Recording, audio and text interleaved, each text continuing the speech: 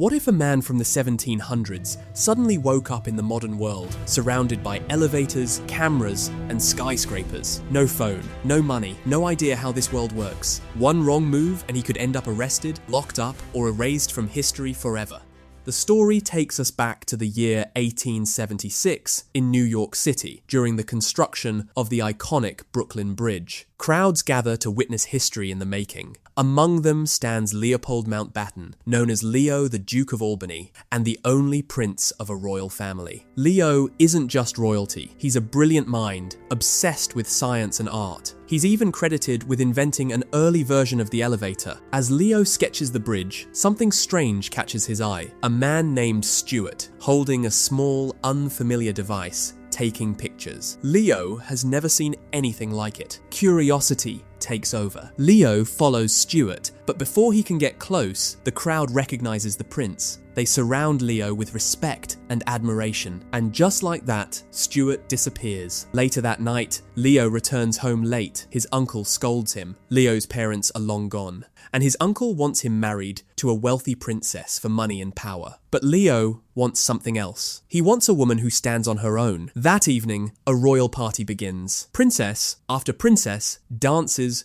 with Leo. Then suddenly, Leo sees Stuart again, still taking pictures, still hiding. Leo chases him through the party, all the way to the unfinished Brooklyn Bridge. Stuart panics. "I have to get out of here," he screams. They struggle, and in a single moment, both men fall from the bridge into the dark water below. This is where everything changes. Stuart is a physicist. He has discovered a gravitational time portal. That device, it brought him to April 28th, 1876. And now, both of them have fallen through time. Cut to the present day. We meet Kate, a market researcher at an advertising company. Her upstairs neighbor? Stuart. Also, her ex-boyfriend. After the fall, Leo and Stuart wake up in the 21st century. Stuart brings Leo to his apartment and lets him rest. Then the truth comes out. Stuart is Leo's descendant. He traveled to the past to see his ancestors. Kate hears strange noises upstairs and calls Stuart. In excitement, Stuart tells her everything: time travel, history, Leo. She doesn't believe a word. Leo wakes up. Stuart tells him the impossible truth. He's in the modern world. The portal is closed. It will reopen next Monday. Until then, Leo is stuck. Leo sees modern inventions for the first time. Television, refrigerators, electric razors. He's stunned. Stuart steps out with his dog and tells Leo not to leave the apartment. But then, the elevator malfunctions. Stuart falls. He's rushed to the hospital. Kate comes upstairs and meets Leo. Charming, polite, dressed like royalty. She's instantly intrigued. Kate notices the dog. She tells Leo the dog needs to be walked or it'll make a mess. Reluctantly, Leo steps outside for the first time. The city overwhelms him. Cars, cameras, skyscrapers. People stare at him in his royal clothing. The dog makes a mess on the street. Police arrive. They tell Leo to clean it up. Leo refuses. He's a prince. The officer finds Stuart's letter in Leo's pocket and finds Stuart instead. Leo walks to the Brooklyn Bridge. It still stands. After all these years, he stares in awe. "Miracle," he whispers. Back home, Leo learns Stuart is hospitalized. Alone in the apartment, he discovers frozen food. The phone rings. Stuart leaves a voice message explaining how to answer it. A neighborhood kid named Hector sneaks in to watch TV. Leo tells him stories. Downstairs, Kate's brother Charlie, an actor, overhears Leo's dramatic monologue. Charlie is impressed. He thinks Leo is an actor who never breaks character. At work, Kate is told Stuart wants to see her. At the hospital, Stuart explains he can't return home yet. Leo is still there, and the story is only just beginning. Stuart realizes he can't leave Leo alone. He asks Kate for help, warning her to keep an eye on him. He mentions that Leo already took the dog out earlier. Kate replies casually, saying she was the one who told Leo to do it. But Stuart suddenly snaps. He shouts that this is exactly why he ended up in the hospital. He admits the truth. Bringing his great-great-grandfather into the present was a massive mistake. If anything happens to Leo, if Leo fails to return to the past, then Leo won't marry. Children won't be born, and Stuart himself might never exist. That's why Leo must return to his original time, safely and on schedule. At this point, something alarming becomes clear. Because Leo has been pulled into the future, the timeline is already breaking. Across New York City, elevators are suddenly failing. The reason? Leo himself was the original inventor of the elevator. In his time, he sold the patent to the Otis Company. But now, since Leo never completed that step,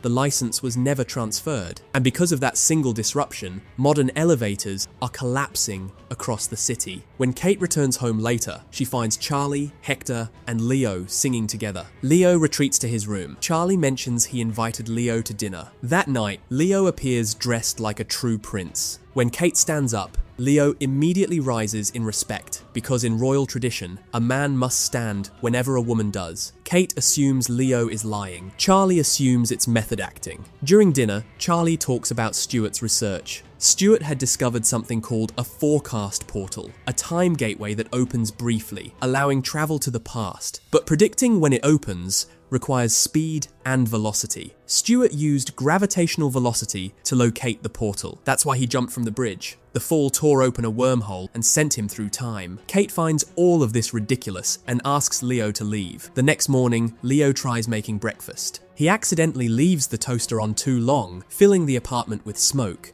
Kate rushes in to help. Frustrated, Leo says, "Inventions like this should never exist." But the way he says it, his confidence, his voice impresses Kate. She brings him to her office for a television commercial audition. The moment Leo speaks, everyone is stunned. He gets the role instantly. Kate is thrilled. She's been searching for the right actor for weeks. On their way back, a thief snatches Kate's bag and runs. Kate chases him. Leo disappears. Then, suddenly, Leo arrives on horseback. He lifts Kate onto the horse and captures the thief effortlessly. Kate is completely shocked. Leo has started falling for her. Her independence, her strength, her ambition. It's everything he admires. That evening, Kate's boss invites her to dinner and tries to impress her. She's uncomfortable. Meanwhile, Charlie takes Leo to a club to meet his friends. Charlie's crush, Patricia, is there. Leo behaves like a perfect gentleman. All the women are drawn to him. Charlie grows jealous as Leo unintentionally steals the spotlight. They leave the club. Outside, Leo hands Charlie Patricia's number. He explains that Patricia liked Charlie, but was too shy to say it. Charlie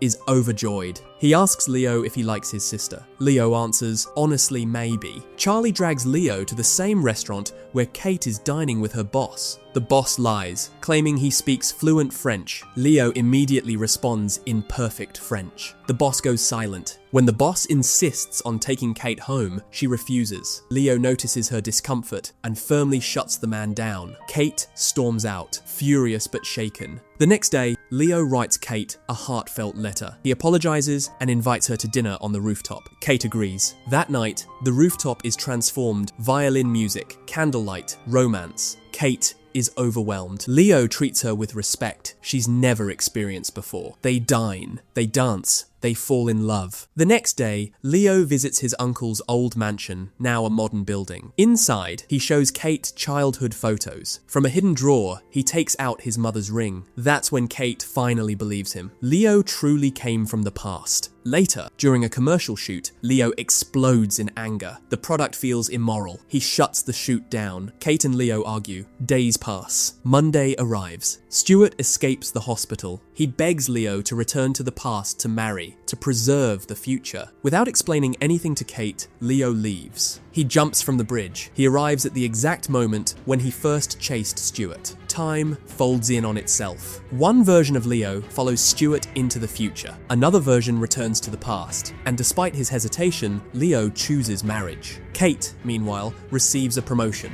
She leaves Leo a voicemail. Stuart hears it and grows uneasy. Charlie enters Stuart's room and notices an old photograph. It shows Leo and Kate together. They rush to Kate's promotion party held in Leo's uncle's old mansion. They explain everything. Kate doesn't believe them until Stuart hands her photographs on stage. Photos of Kate in the past, beside Leo. The loop demands completion. Kate runs to the bridge. She says goodbye. She jumps. She lands in the past right before Leo announces his royal marriage. Leo sees her, smiles, and declares Kate as his wife. For love, Kate travels back 125 years. They marry. They build a life. They have children. And those children eventually lead to Stuart. The loop is complete. Time is preserved. And love becomes history.